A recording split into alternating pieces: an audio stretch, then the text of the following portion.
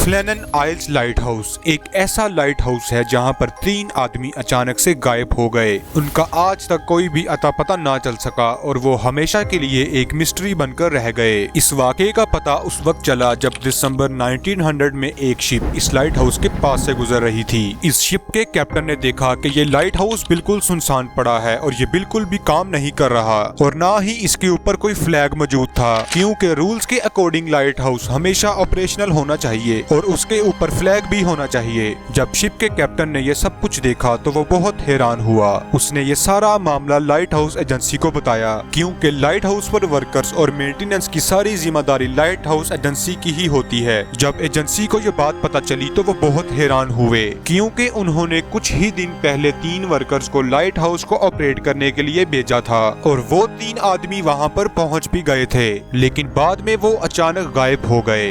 वो बोलता है कि इस वीडियो में आपको खुशामदीद। ये लाइट हाउस स्कॉटलैंड के फ्लेनन आइलैंड्स पर मौजूद है। इसकी कंस्ट्रक्शन 1896 में स्टार्ट हुई और 1899 में कंप्लीट हुई। नाजरीन, लाइट हाउस को बनाने का क्या मकसद होता है? इस मिस्टीरियस कहानी को शुरू करने से पहले आपको बताता चलूं कि लाइट हाउस एक ट्रैफिक कंट्रोल की तरह काम करता है, ताकि आने वाली शिप्स को खतरों से अलर्ट किया जा सके। जैसा कि लाइट हाउस काम नहीं कर रहा था और ये बिल्कुल सुनसान था, इसकी जाँच पड़ताल करने के लिए शिप के कैप्टन जेम्स हार्वी ने लाइट हाउस में रहने वाले वर्कर्स को एक सिग्नल भेजा, लेकिन कोई रिस्पांस ना मिला। कैप्टन हार्वी ने इसके लिए फ्लेयर्स भी चलाए, लेकिन इससे भी कुछ ना हुआ। आखिरकार उसने शिप के हॉर्न को जोर जोर से बजाया, लेकिन उससे भी कोई रिस्पांस ना आ सका। इसके बाद कैप्टन और उसके क्रू मेंबर्स ने फैसला किया कि वो लाइट हाउस में जाकर इन्वेस्टिगेशन करेंगे और इसके लिए इन्हें लाइट हाउस के आइलैंड पर उतरना पड़ा। जब वो लाइट हाउस के पास गए तो वहाँ पर उन्होंने कुछ सप्लाई क्रेट्स को देखा जो खाने पीने की अशिया से भरी हुई थी।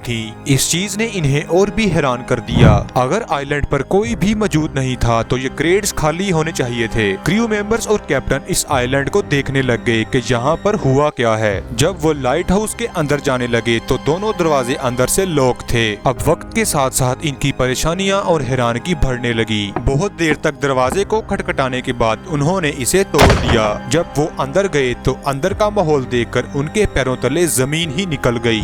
लाइट हाउस के अंदर बेडशीट इसी तरह साफ और सीधी थी जैसे अभी अभी किसी ने साफ सफाई की हो, और वहाँ पर एक कुर्सी उल्टी पड़ी हुई थी। लाइट हाउस के लैंप्स को साफ करके रखा गया था। दोनों घड़ियां बंद हो गई थी। ये सब चीजें बहुत अजीब लग रही थी, लेकिन एक सवाल ऐसा था जो कैप्टन को बहुत तंग कर रहा था कि अगर घड़ी खराब होना थी तो एक होती, दोनों घड़ियां एक ही टाइम पर कैसे खराब हो गईं? ये एक इत्तेफाक तो हो सकता है, लेकिन इस आइलैंड जहाँ पर यह लाइट हाउस बनाया गया था उसे मिस्टीरियस माना जाता है, क्योंकि यहाँ पर पहले भी अजीब से वाकयात हो चुके थे। कहानी में अभी बहुत से राज बाकी हैं। लाइट हाउस से बाहर आते वक्त कैप्टन हार्वी ने देखा कि दरवाजे पर एक ओवरकोट लटका हुआ था, जबकि बाकी के 2 ओवरकोट मिसिंग थे। इसका मतलब हुआ कि एक वर्कर तो लाइट हाउस के अंदर रुका होगा। लाइट हाउस का रूल है कि कम से कम एक वर्कर तो हमेशा लाइट हाउस के अंदर मौजूद होना चाहिए। इसके मुताबिक एक वर्कर तो लाजमी अंदर ही रुका होगा,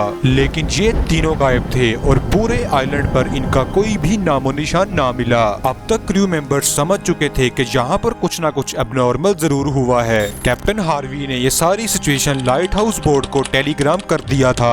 अब इस केस की इन्वेस्टिगेशन स्टार्ट हुई। इस केस को लाइट हाउस बोर्ड के सुपरिटेंडेंट रॉबर्ट म्यूरहेड को दिया गया, क्योंकि रॉबर्ट ही वो शख्स था जिसने इन तीनों वर्कर्स को यहाँ पर भेजा था। जब रॉबर्ट ने इन्वेस्टिगेशन स्टार्ट की तो उसे लाइट हाउस से एक लॉग बुक मिली। लॉग बुक एक डॉक्यूमेंट होता है जो लाइट हाउस के वर्कर्स इस्तेमाल करते हैं। इस पर डेली की सिचुएशन, लाइट हाउस और वेदर के रिलेटेड हर चीज को रिकॉर्ड किया जाता है। जब रॉबर्ट ने लॉग बुक को पढ़ा तो इसमें लास्ट एंट्री 15 दिसंबर की शाम की थी। जब रॉबर्ट ने पहली एंट्री को पढ़ा तो इस 12 दिसंबर की एंट्री में लिखा था कि मौसम बहुत खराब है और समंदर की लहरें बहुत ही ऊंची हैं। ऐसा लगता है कि ये लहरें लाइट हाउस को साथ बहाकर ले जाएंगी। उनका कहना था कि ऐसी लहरें उन्होंने पहले कभी नहीं देखी। साथ ही लिखा था कि उनका एक मेंबर जेम्स डुकार्ट बहुत ही अजीब हरकतें कर रहा है और तीसरा साथी विलियम रो रहा है। इस लॉग बुक को पढ़कर लग रहा था जैसे इन तीनों ने अपनी मौत को देख लिया था।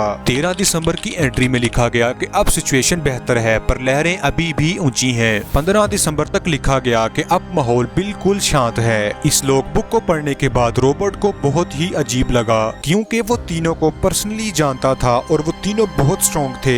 रॉबर्ट के मानने में नहीं आ रहा था कि वो तीनों इस सिचुएशन से कैसे डर गए क्योंकि उन तीनों को इस काम का एक्सपीरियंस था। अब कहानी में एक ऐसा ट्विस्ट है जिसको सुनकर आप भी हैरान रह जाएंगे।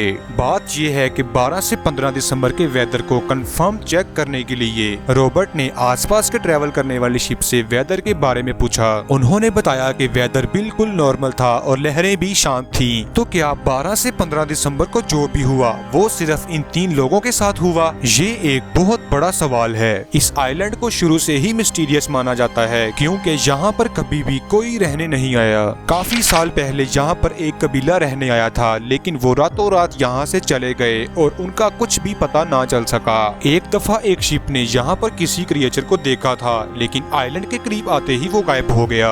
ये तीनों आदमी अभी तक लापता हैं और इनका कोई अता पता ना चल सका और ये पिछले 123 सालों से मिस्ट्री बनकर रह गए। उम्मीद है आप हमारी आज की इस वीडियो को जरूर लाइक करेंगे। अगर आप देखना चाहते हैं कि इस सेंचुरी की सबसे बड़ी हाइस्ट कैसे हुई और 800 करोड़ के डायमंड्स को कैसे चुराया गया और एक आधे खाए हुए सैंडविच की वजह से चोर कैसे पकड़े गए तो आप इस वीडियो को जरूर देखें। मिलते हैं एक आने वाली हैरत अंगेज वीडियो में।